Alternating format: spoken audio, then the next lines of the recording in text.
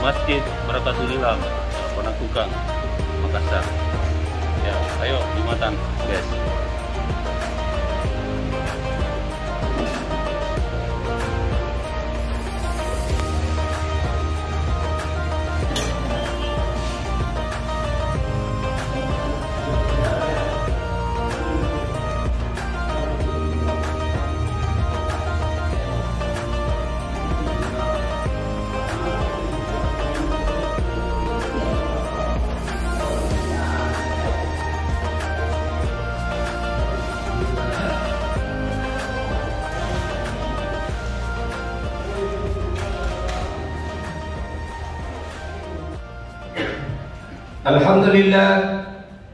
Alhamdulillahi Rabbil Alamin, wa bihi nasta'inu ala umuri dunya waddin.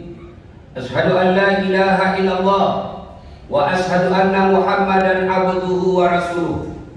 Allahumma salli ala Sayyidina Muhammad wa ala alihi wa sahbihi ajma'in.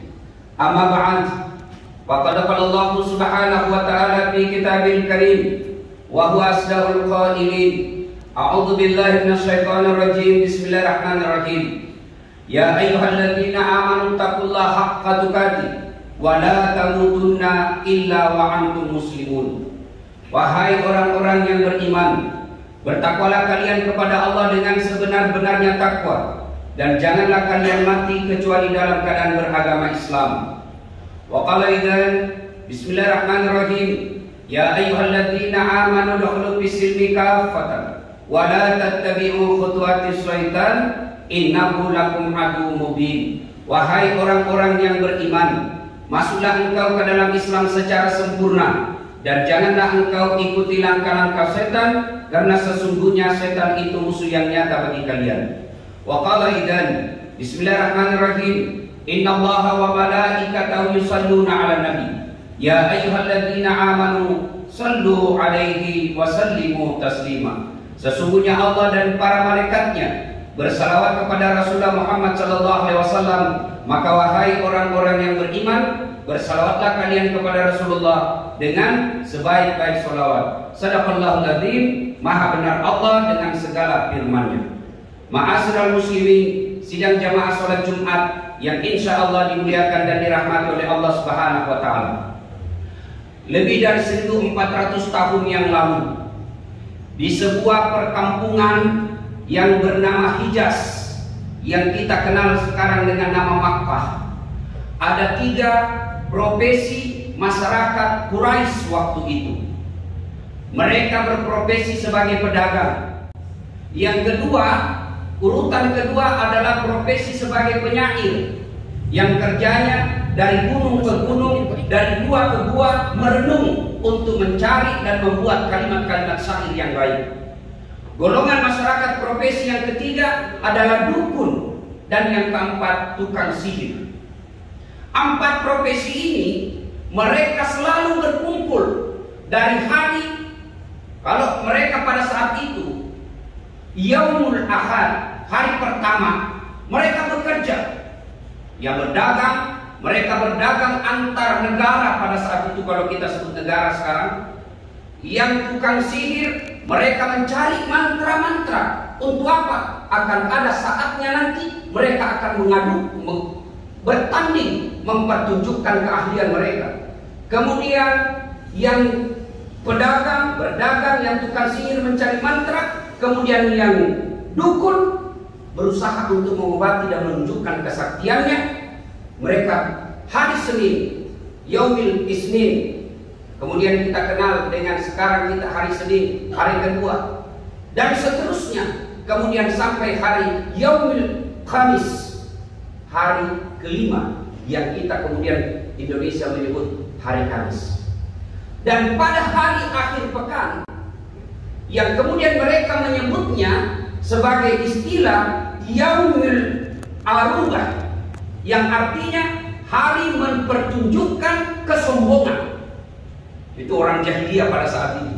Mereka dari hari Ahad sampai hari Kamis mereka bekerja.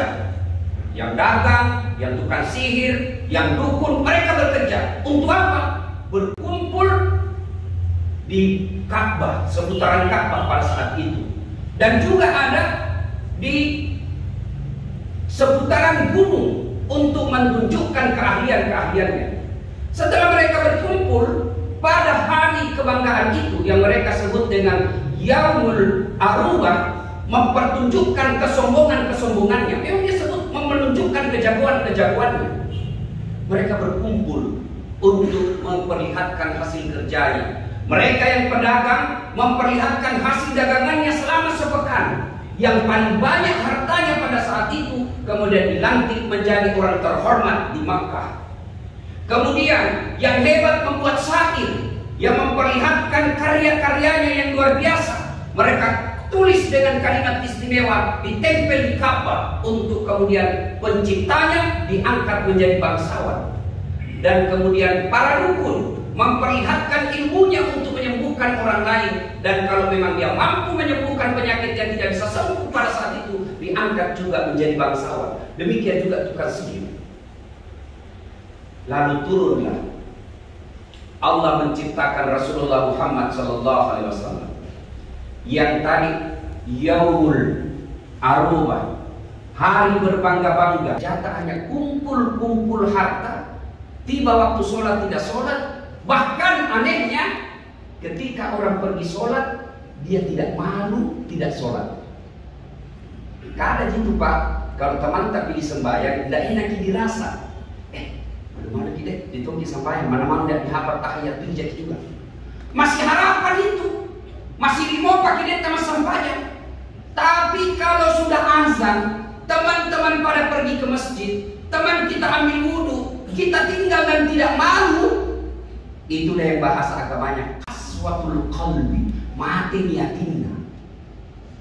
Yang Al-Quran mengkunisnya wa tawa'un alaihim a'anzartahum am lam tunzirhum la yu'minun. Kau sampaikan ayat Allah atau tidak, kau ceramai atau tidak, sama saja mereka tidak akan beriman. Bahkan ayat berikutnya Allah jelaskan orang seperti itu lebih hina dari binatang. Bebek, kambing, kalau dia nakal, ganggu temannya, masih ada harapan Pak. Apa? Jual dia. Laku sekarang Pak, mau kurban.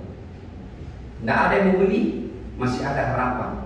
Gede, potong, dan semua hampir dipakai. Dagingnya jadi coto, tulangnya jadi kondro, kulitnya jadi perhiasan, kakinya jadi sop kiki, lidahnya sop lidah, pipinya sop pipi, otaknya dimakan juga Pak.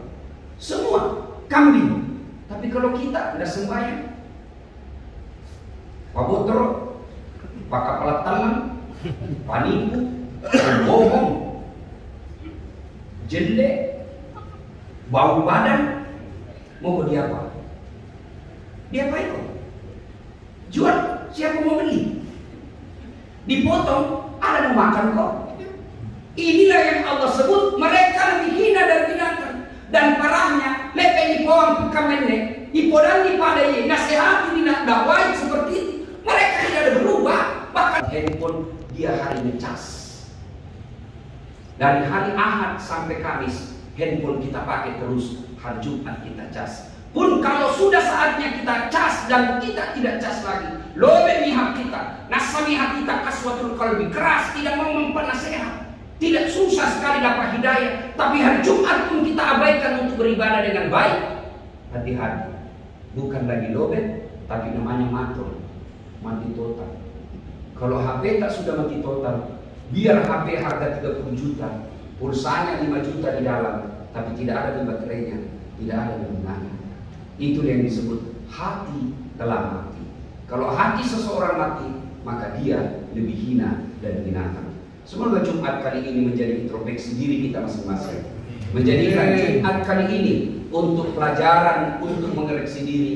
Jumat yang datang, lebih awal kita datang, pakai pakaian yang indah, sunnah pakai parfum, mencukur kita punya kumis, memotong kuku dengan hari kanan dulu, kemudian datang dengan terlebih dahulu sudah ada wudhunya. Insya Allah hari Jumat itu hari kemenangan buat kita.